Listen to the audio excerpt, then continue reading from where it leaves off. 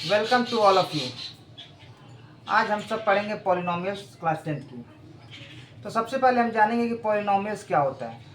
कोई भी एक्सप्रेशन जो इस फॉर्म में लिखा होता है उसको हम पॉलिनोमियल कहते हैं। जैसे p x equal to a not x plus a one x plus a two x square plus dot dot dot a n x n when a is not equal to zero. यहाँ a equal to not zero होना चाहिए। अगर ए zero हो जाएगा तो polynomial हमारा नहीं बचेगा। ठीक है। आज पिछले वाले क्लासेस में हम ये भी पढ़ चुके होंगे कि डिग्री किसे कहते हैं। चलिए थोड़ा थोड़ा याद कर लेते हैं डिग्री हम लोग पिछली क्लासेस में क्या पढ़े थे। देखिए, ये एक पॉलिनोमियल है, इसकी डिग्री 1 है। डिग्री किसे कहते हैं? जो हाईएस्ट पावर होता है उसको हम डिग्री कहते हैं। देखिए, ये पॉलिनोमियल है, इसके एक्स के सबसे हाईएस्ट पावर क्या है? 1। तो इसकी डिग्री क्या हो गई? 1। इसकी डिग्री क्या हो गई? 1। ये देखिए, ये भी एक पॉलिनोमियल है, लेकिन इसमें जो हाईएस्ट पावर है 2 है। ठीक है, 1 को नहीं लेंगे। देखिए, हाईएस्ट पावर को लेते हैं तो हाईएस्ट पावर इसमें क्या है? 2 है। तो इसका डिग्री क्या हो गया? 2 हो गया। थर्ड में देखिए, इसमें हाईएस्ट पावर क्या है? ये हाईएस्ट पावर है नहीं, ये भी नहीं है। हाईएस्ट पावर क्या है? 3 है। तो ये इसकी डिग्री क्या हो गई? 3। इसमें डिग्री क्या हो गई? हाईएस्ट पावर 4 है, तो इसकी डिग्री हो गई 4। एक बात ध्यान देने वाली है कि पॉलिनोमियल जब भी एक्स वाई या किसी भी ए बी सी डी पर वो अंडर रूट में रहेगा तो पॉलिनोमियल नहीं होगा। जैसे ये एक्स अंडर रूट में है तो ये पॉलिनोमियल नहीं होगा। ठीक है, कोई भी वेरिएबल पे यदि अंडर रूट है तो वो पॉलिनोमियल नहीं होगा। अगर हमारा एक्स वाई जेड यदि फ्रैक्शन में है तो वो भी पॉलिनोमियल नहीं होगा। तो इसीलिए, क्योंकि ये एक्स पे अंडर रूट लगा हुआ है इसलिए पॉलिनोमियल नहीं है। ये फ्रैक्शन में है इसलिए भी पॉलिनोमियल नहीं है। ये भी एक्स फ्रैक्शन में है इसलिए पॉलिनोमियल नहीं है। आई होप दैट ये आप लोग को समझ में आ गया होगा। चलिए आगे पढ़ते हैं हम लोग। ठीक है, अब हम लोग पढ़ेंगे लीनियर पॉलिनोमियल क्या होता है और क्वाड्रेटिक पॉलिनोमियल, दोनों में अंतर समझते हैं। सबसे पहले हमारा लीनियर पॉलिनोमियल। कोई भी पॉलिनोमियल जिसकी डिग्री 1 होती है उसको हम कहते हैं लीनियर पॉलिनोमियल। जैसे जैसे हम समझा रहे हैं, जैसे 3x-5। ठीक है, ये लीनियर पॉलिनोमियल है। क्यों? क्योंकि इसका फॉर्मेट है ax प्लस बी। ठीक है, जो भी पॉलिनोमियल इस फॉर्म में होगा उसको हम कहेंगे लीनियर पॉलिनोमियल। देखिए, कंपैरिजन कीजिए इसमें। लेकिन एक बात ध्यान देने वाली है, यहाँ a is not equal to 0 होना चाहिए। ठीक है, यदि a 0 हो जाएगा तो 0 यहाँ वैल्यू पुट करेंगे। अगर मान लीजिए हम एक वैल्यू यहाँ 0 पुट कर देते हैं, 0 इंटू एक्स प्लस बी, तो ये खत्म हो जाएगा, सिर्फ हमारा b बचेगा। इसलिए एक वैल्यू नॉट इक्वल टू 0 होनी चाहिए। ठीक है, अब चलिए देखते हैं। ठीक है, ये वाला ये लीनियर पॉलिनोमियल है कि नहीं है? ठीक है, इससे कंपेरिजन करते हैं ax प्लस बी। ठीक है, तो हमारा ये एक्स एक्स मैच कर रहा है, मतलब a हमारा क्या हो गया? 3, b हमारा क्या हो गया? 5। तो a equal to 3, b equal to -5। ये लीनियर पॉलिनोमियल हो गया। ठीक है, क्वाड्रेटिक पॉलिनोमियल। अच्छा ये बताइए, √2x प्लस 3 क्या है? ये भी एक लीनियर पॉलिनोमियल है, क्योंकि किससे मैच कर रहा है? ax प्लस b से मैच कर रहा है। यहाँ a क्या है? √2, b क्या है? √3। ठीक है, ये देखिए x -5/8, ये भी हमारा लीनियर पॉलिनोमियल है, क्योंकि देखिए इससे मैच कर रहा है ना ax प्लस b से। a हमारा क्या है? 1, एक्स एक्स मैच कर रहा है, और b हमारा क्या है? -5/8। तो क्या हो गया? हमारा लीनियर पॉलिनोमियल हुआ। ठीक है, अब क्वाड्रेटिक पॉलिनोमियल की बात करते हैं। क्वाड्रेटिक किसे कहते हैं? ठीक है, चलिए इसको थोड़ा मिटा देते हैं। क्वाड्रेटिक पॉलिनोमियल में क्या होता है? क्वाड्रेटिक पॉलिनोमियल का मतलब उसका डिग्री 2 होगी। जैसे उसका जनरल इक्वेशन होता है ये ax² plus bx plus c। ठीक है, ये हमारा क्वाड्रेटिक पॉलिनोमियल है, क्योंकि इसमें जो डिग्री है वो 2 है। ठीक है, ये जनरल इक्वेशन है। इसका एग्जांपल हम बता देते हैं। 3x² प्लस 5x माइनस 8, इससे टर्म मिलाइए। देखिए, ये मैच कर रहा है, ये x² मैच कर रहा है, b हमारा 5 है, ये x मैच कर रहा है, c हमारा पूरा -8 है। तो यहाँ से हमें क्या मिला? a equal to 3, b equal to 5 और c इक्वल टू -8। ठीक है, ये है ना। एक एग्जांपल और लेते हैं। y² -3y प्लस √3, ये भी क्या है? क्वाड्रेटिक यूनियन, क्योंकि इसमें डिग्री क्या है? 2 है। ठीक है, एक और एग्जाम्पल ले लेते हैं, 2x² माइनस 2√2x प्लस 6। देखिए ये पॉलिनोमियल है क्योंकि x पे अंडर रूट नहीं है, नंबर पर अंडर रूट चल सकता है लेकिन x पे अंडर रूट नहीं होना चाहिए। और ये कौन सा पॉलिनोमियल है? क्वाड्रेटिक पॉलिनोमियल, क्योंकि इसकी डिग्री क्या है? 2 है। ठीक है, आगे चलते हैं, क्यूबिक पॉलिनोमियल पढ़ते हैं। क्यूबिक पॉलिनोमियल किसे कहते हैं? क्यूबिक पॉलिनोमियल उसे कहते हैं जिस पॉलिनोमियल में डिग्री हमारी क्या होनी चाहिए? 3 होनी चाहिए। ठीक है, उसका जनरल इक्वेशन हमारे पास है ax³ plus bx² plus cx plus d। ठीक है, यहाँ भी a is not equal to 0 होना चाहिए। a is not equal to 0 सब में होना चाहिए। एक एग्जाम्पल ले लेते हैं, 2x³ minus 3x² plus 8x plus 1। इससे कंपेरिजन कीजिए, डिग्री 3 है, a की वैल्यू 2, b की वैल्यू -3 क्योंकि इससे मैच कर रहा है x², c की वैल्यू हमारी 8, d की वैल्यू है 1। ठीक है, एक और एग्जाम्पल ले लेते हैं, z³ plus 2z² minus √3z plus 3। ये देखिए डिग्री 3 है। ठीक है, इस जनरल इक्वेशन से हमें मैच कर रहा है, इसलिए कौन सा हो गया? Cubic polynomial. ठीक है, ओके। अब हम लोग थोड़ा पढ़ते हैं, जीरो किसे कहते हैं। ठीक है, जीरो निकालना और जीरो किसे कहते हैं इसके बारे में समझते हैं। ठीक है, तो हम लोग एनसीईआरटी शुरू करते हैं। एनसीईआरटी का पहले एग्जाम्पल ले लेते हैं, फिर उसके बाद हम लोग आगे पढ़ा जाएगा। ठीक है,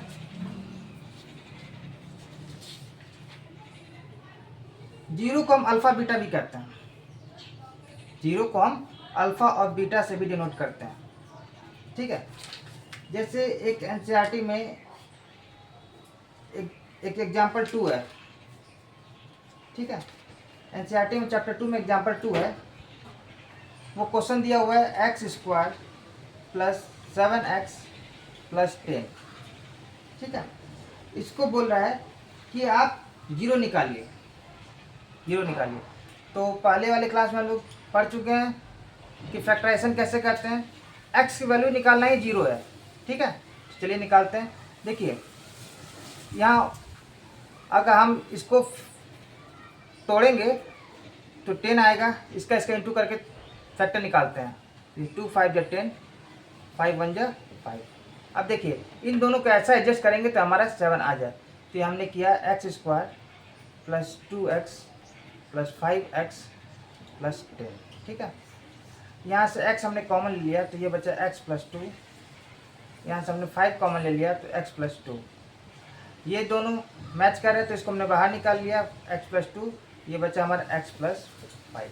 ठीक है, तो हम x प्लस 2 इक्वल टू 0, यहाँ x प्लस 5 इक्वल टू 0। ठीक है, यहाँ x की वैल्यू क्या आ गई? -2, यहाँ x की वैल्यू क्या आ गई? -5। ठीक है, तो ये जो x की वैल्यू है इसी को हम जीरो कहते हैं। इसी को हमारे 2 जीरो निकले, एक ये जीरो और एक जीरो। इसी को अल्फ़ा भी कहेंगे और इसको बीटा कहेंगे। ठीक है, एक को हम अल्फ़ा कहेंगे, एक को बीटा कहेंगे। तो अल्फ़ा की वैल्यू क्या आ गई? -2 और बीटा की वैल्यू क्या है? -5। ठीक है, ये समझ में आया? चलिए आगे देखते हैं अल्फ़ा बीटा की। तो देखिए ये जीरो है, अल्फ़ा के हमारे एक जीरो, ये दूसरा जीरो। ठीक है, तो सम ऑफ जीरो हमारा क्या हुआ? यहाँ हमने क्या लिखा है? ये हमारा 5 है ना, -5। अगर हम इसको जोड़ें तो हमारा जीरो इतना आ गया। ठीक है, हमारा जीरो कितना आया? एक जीरो हमारा आया -2 और दूसरा जीरो आया हमारा -5। ठीक है, इन दोनों को जोड़ेंगे alpha plus beta, sum of zero कह सकते हैं। अल्फ़ा प्लस बीटा मतलब sum of zero, sum of zero मतलब -2 प्लस -5, तो जोड़ेंगे कितना आ गया? -7। ठीक है, ठीक है ना। अगर प्रोडक्ट ऑफ जीरो निकालना हो तो हमारा कितना होगा? प्रोडक्ट ऑफ जीरो मतलब अल्फ़ा इंटू बीटा। अल्फ़ा का वैल्यू कितना है? -2, बीटा की वैल्यू कितनी है? -5। ये दोनों इंटू होंगे तो कितना आ गया? +10। ठीक है, लेकिन ये हमने जनरल निकाला, लेकिन एक हमारे पास फॉर्मूला भी है, जैसे सम ऑफ जीरोस का एक फॉर्मूला होता है, सम ऑफ जीरो मतलब अल्फा प्लस बीटा, इसका एक फॉर्मूला होता है माइनस बी अपॉन ए। ठीक है, प्रोडक्ट ऑफ जीरो का मतलब क्या होता है, प्रोडक्ट ऑफ जीरोज का मतलब होता है अल्फा इंटू बीटा, इसका फॉर्मूला होता है सी अपॉन ए। लेकिन आप कहेंगे कि ए क्या है बी क्या है ना, आप इसको नोट कर लीजिए क्योंकि हम इसको मिटाने जा रहे हैं, बता रहे हैं। देखिए हमारा जनरल टर्म होता है, हमारा जनरल टर्म होता है a x square plus b x plus c, ये हमारा जनरल टर्म होता है। ठीक है, तो हमें इक्वेशन क्या दिया गया था, आप क्वेश्चन को देखेंगे तो इक्वेशन हमारा ये था x square plus 7x plus 10। ठीक है, देखिए एक्स स्क्वायर मैच कर रहा है, मतलब यहाँ कुछ नहीं, इसको हम 1 मान सकते हैं, तो एक वैल्यू हमारी क्या आ गई 1। ये एक्स मैच कर रहा है, तो बी की वैल्यू हमारी क्या आ गई 7, सी की वैल्यू क्या आ गई 10। ठीक है, ठीक है, अब देखिए सम ऑफ जीरोज हमने कहा, सम ऑफ जीरोज के हमने फॉर्मूला क्या होता है माइनस बी अपॉन ए, तो इसमें बी कितना है 7, ठीक है, आगे 7 लिख देंगे, और ए कितना है हमारे 1, तो आंसर आ गया -7। जो देखिए पहले जब हमने सम ऑफ जीरो निकाला था तो -7 आया था। अब प्रोडक्ट ऑफ जीरो देखते हैं, alpha into beta equal to c upon a, alpha into beta की वैल्यू मेरे क्या आया था, आप पहले देखिएगा यहाँ से हम निकाल लेते सी अपॉन ए मतलब 10 अपॉन 1 मतलब 10। देखिए अल्फा और बीटा जो इंटू किया तो वो 10 आया था हमें। ठीक है, आप पहले देखेंगे, यहाँ से हम वेरीफाई भी कर लिए कि हम सम ऑफ जीरो इस फॉर्मूला से भी निकाल सकते हैं। ठीक है, और अल्फा प्लस बीटा को जोड़ के भी निकाल सकते हैं। अब इसी तरह प्रोडक्ट ऑफ जीरो हम सी अपॉन ए करके भी निकाल सकते हैं या इंटू करके निकाल सकते हैं। आई होप दैट ये क्लियर हो गया होगा आपको। चलिए दूसरा क्वेश्चन करते हैं। ठीक है, वेरीफाई करते हैं।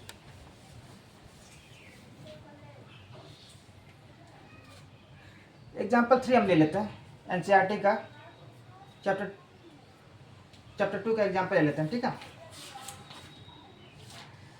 एग्जाम्पल 3 है, क्वेश्चन है हमारा एक्स स्क्वायर माइनस 3। देखिए ये ए स्क्वायर माइनस बी स्क्वायर का फॉर्मूला बन जाएगा। हम ये जानते हैं कि किसी भी नंबर को यदि 5 है उसको हम 2 बार √5 × 5 लिख सकते हैं, यदि 6 है तो उसको √6 × √6 लिख सकते हैं, अगर 7 है तो √7 × √7 लिख सकते हैं। ठीक है, इसी तरह 3 है तो हम 2 बार इस पर लिख सकते हैं 3 × 3, इसका मतलब यह हो गया √3 स्क्वायर। ये क्लियर है, इतना हम लिख सकते हैं। तो 3 की जगह हम क्या लिख सकते हैं √3 स्क्वायर लिख सकते हैं। ठीक है, चलिए लिख देते हैं। तो देखिए एक्स स्क्वायर माइनस √3 का स्क्वायर, तो ये हमारा फॉर्मूला क्या होता है a square minus b square formula बन रहा है। इसका क्या आता है a प्लस बी और a माइनस बी। तो a प्लस बी मतलब a हमारा ये है और b हमारी ये है, तो क्या फॉर्मूला क्या हमारा आया x प्लस √3 और x माइनस √3। ठीक है, यहाँ से हम करते हैं x प्लस √3 इक्वल टू 0 और यहाँ कर लेते हैं x माइनस √3 इक्वल टू 0। तो यहाँ से हमारा निकल रहा x माइनस √3 और x इक्वल टू √3। ठीक है, तो एक अल्फा की वैल्यू हमारे आ गई -√3 और दूसरे बीटा की वैल्यू कितनी आ गई +√3। ठीक है, अगर सम ऑफ जीरोज निकालें हम, सम ऑफ जीरोज अल्फा बीटा हमारा जीरोज है, अगर सम ऑफ जीरोज निकालना चाहे तो इसका मतलब alpha plus beta, sum of zero मतलब alpha plus beta. Alpha plus beta हमारे क्या है -√3 अल्फा की वैल्यू और बीटा की वैल्यू मतलब +√3, इन दोनों को जोड़ेंगे कितना आ गया 0। लेकिन अगर फॉर्मूला से हम निकालें, फॉर्मूला क्या कहता है -b/a। ठीक है, -b/a। चलिए मिला लेते हैं, हमारा इक्वेशन क्या था, अल्फा बीटा की वैल्यू याद रखिएगा। ठीक है, अल्फा बीटा की वैल्यू हमारी क्या है, अल्फा इक्वल टू -√3 है और बीटा की वैल्यू क्या है +√3 है। देखिए जनरल टर्म होता है ax² plus bx plus c equal to 0। हमारे क्वेश्चन में क्या लिखा हुआ था x² -3 इक्वल टू 0।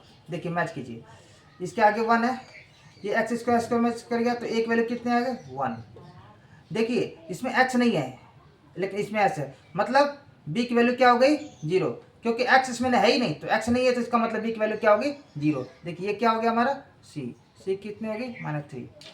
ठीक है, तो -b/a फॉर्मूला होता है alpha plus sum of zero निकालने का। अगर हम यहाँ बी की वैल्यू पुट करें तो -0/1 वैल्यू क्या आ गई 0। देखिए ये दोनों मैच कर गए, इसका मतलब हमारा आंसर सही है। ठीक है, इसी तरह हम प्रोडक्ट ऑफ जीरो निकालेंगे। तो देखिए प्रोडक्ट ऑफ जीरो मतलब अल्फा इंटू बीटा। अल्फा हमारा कितना है -√3, बीटा हमारा कितना है √3। ये क्या आया 3।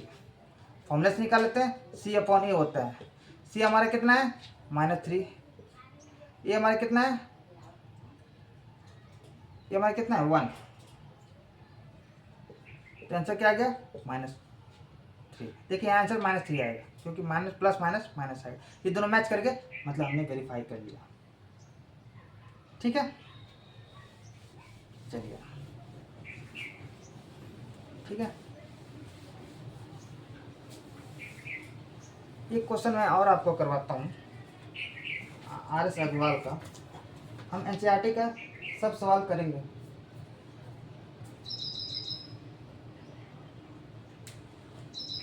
NCERT का हम सब सवाल करेंगे लाइन बाय लाइन।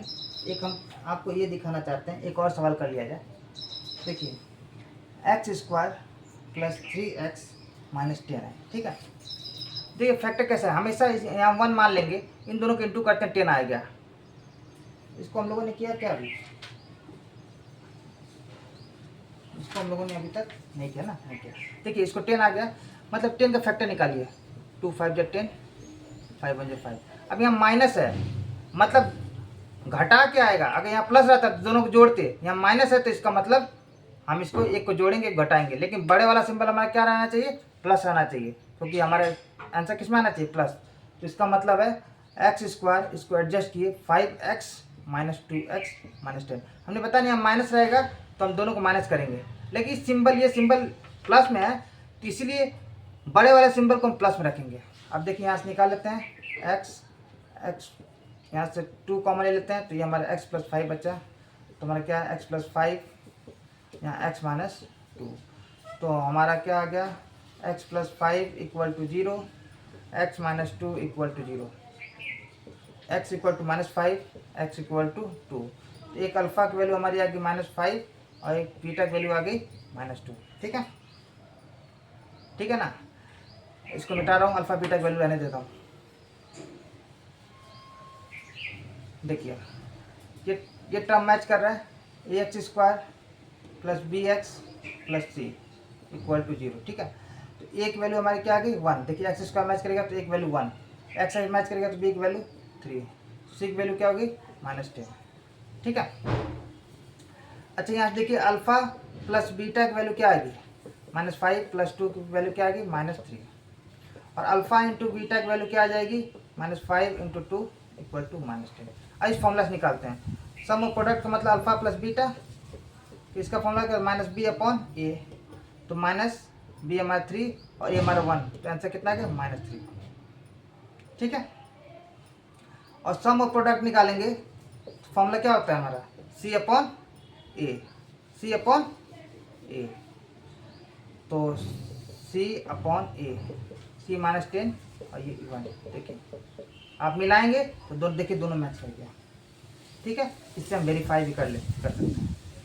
ठीक है, चलिए आगे वाले में हम आप लेक्चर में आपको पूरा NCERT का एक्सरसाइज 2.2 कराएंगे। ठीक है, मिलते हैं नेक्स्ट सेशन में, तब तक आप अपना ध्यान रखिए। ओके।